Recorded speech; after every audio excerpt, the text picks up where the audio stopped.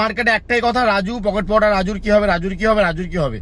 রাজু তখন বলেছিল অনেক কথা, তো রাজুকে আমি এখন ফোন করি, রাজু কি বলছে আমি কথাগুলো শুনি, তারপর তোমাদের এই নিয়ে দু চার কথা বলবো। চলো রাজুকে ফোন করা যাক। তুমি কি তাহলে দোকান খুলবে না রাজুদা? হ্যাঁ দাদা খুলবো, কিন্তু আমি তো আজকে 4 দিন ঘর ছাড়া। ঘর ছাড়া? ঘর ছাড়া, এবং বিগত দিনে আমি একটা কথা বলেছিলাম, আমি হাবড়া অশোকনগরের ছেলে বলে আমি মারাত্মক ভুল করেছি, এবং আমাকে হাবড়া অশোকনগরের ছেলেরা রাস্তায় ফেলে খুব মেরেছে।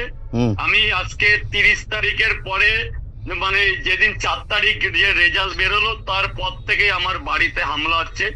বাড়িতে আমার অসুস্থ ওয়াইফ আছে, আমার বৃদ্ধ বাবা মা। আমি আজকে পর্যন্ত আমি এখনো ঘর ছাড়া।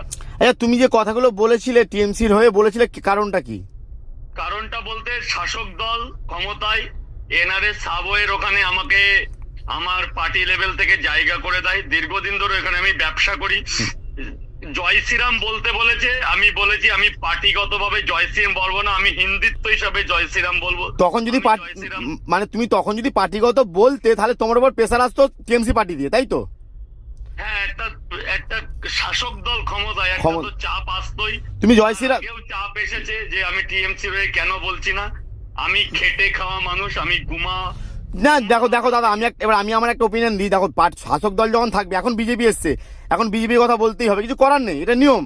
তুমি শাসক দল, অবশ্যই জয় শ্রীরাম, আমার গায়ে যেন কেউ হাত না দেয় এবং আমার পরিবারকে যেন কেউ হেনস্থা না করে। আমি অবশ্যই জয় শ্রীরাম, জয় শ্রীরাম, জয় জয় শ্রীরাম। দেখো জয় শ্রীরাম তখনও তুমি বলেছিলে, কিন্তু পার্টিগত বলনি, এখন তুমি পার্টিগত বলছো। এখন আমি পার্টিগত ভাবে বলছি জয় শ্রীরাম, এবং যদি আমার ব্যবসায় কেউ কোনো ক্ষতি না করে, আমি সামনে যে রামলালার দিন আসছে, আমি প্রত্যেকটা কন্টেন্ট ক্রিয়েটারদের সামনে নিয়ে আমি বৃহত্তর কিছু একটা করার চেষ্টা করব।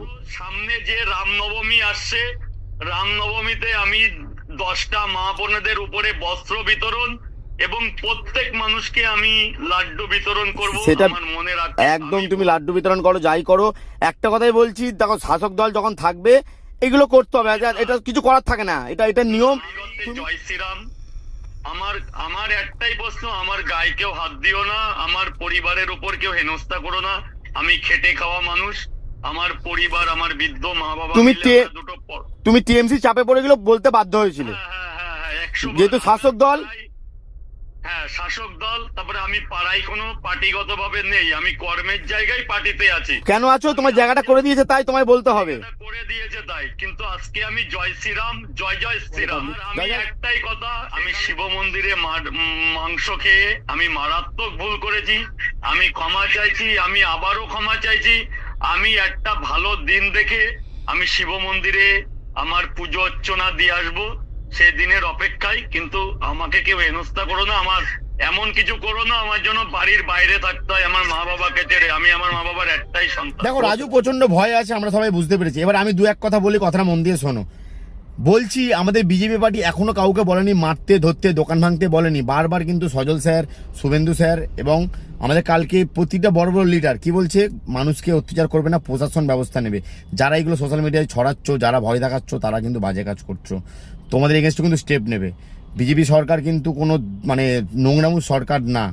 এটা কিন্তু আমি সবসময় যার সঙ্গে থাকি, আগেও বলেছি, আমার sir doctor P K Hazra, সে কিন্তু বারবার একটাই বার্তা দেয়, কাউকে গায়ে হাত দেবে না, মারবে না, কাউকে ক্ষতি করবে না, গরিব মানুষ খেটে খাচ্ছে, খেটে খেতে দাও। এবার রাজুর যে ভুলটা ছিল, রাজু কি বলেছিলাম জয় শ্রীরাম বলবো, পার্টিগত বলবো না, আমি এমনি বলবো। সে আমার ভিডিও ছাড়া আছে, আমি জয় শ্রীরাম বলবো, কিন্তু পার্টিগত বলবো না। এখনো প্রমাণ আছে, ভিডিও ছাড়া আছে, দেখে নাও। রাজু তখন কি করবে, রাজুরও কিছু করার ছিল না, স্বাভাবিক। তোমরাও এটা বোঝো, তোমরা যদি কোথাও করে খাও, তোমরা যদি টিএমসি জায়গা করে দেয়, তোমরা ওখানে বিজেপির কথা বলতে পারবে? কেউ পারবে না। এখন অনেকে অনেক কথা বলবে, বড় বড় কথা বলবে, এই বুঝে নেবো, দেখে নেবো, তখন কেউ করেনি। আর এইগুলো যারা করছে, আমি কালকে রাতে ভিডিও বলেছি, এখনো বলছি, 4 তারিখে তৈরি হওয়া বিজেপি। রাজুর যদি ব্যবস্থা নিতে হয় প্রশাসন নেবে। রাজু যদি ভুল করেছে, তোমাদের মনে হচ্ছে, তোমরা লিখিত কমপ্লেন দেবে, সেটা প্রশাসন নেবে। নিজের হাতে কেউ আইন তুলো না, তোমাদের এগেনস্টেও কিন্তু করার স্টেপ নেওয়া হবে। আজকে আমাদের পাড়ায় একজন করেছে, তাকে তুলিয়ে দেওয়া হয়েছে। তাকে আমাদের পার্টির ছেলেরা এসে তাকে তুলিয়ে দিয়েছে, কেন? যে সে লোককে ঠেট করছিল, তাই। তো এইগুলো কিন্তু করো না, যারা করছো বাজে করছো। আমার সঙ্গে তোমরা একমত কিনা বলো। দেখো, কেউ রোলিং পার্টি থাকলে তার গাউন গাইতেই হবে, আর তাকে জায়গাটায় বসতে দিয়েছে, তারও কিছু করার ছিল না। সে কিন্তু বলেছে জয় শ্রীরাম বলবো, কিন্তু পার্টিগত বলবো না। আর মাংস খাওয়া নিয়ে নিজে তো ভুল শিকার চেয়েছে, আর মানুষ ভুল করলে আমরা মানুষ ক্ষমা করে দেওয়া দরকার। সে কোনো মানুষ মারেনি বা মার্ডার করেনি, এটা এইটুকুনি ক্ষমা করা যায় রাজুকে, এটা আমার মতামত। তোমাদের মতামত তোমরা কমেন্টে জানিও। আমি কোনো দালালি করলাম না, কিন্তু ন্যায্যটা তুলে ধরলাম।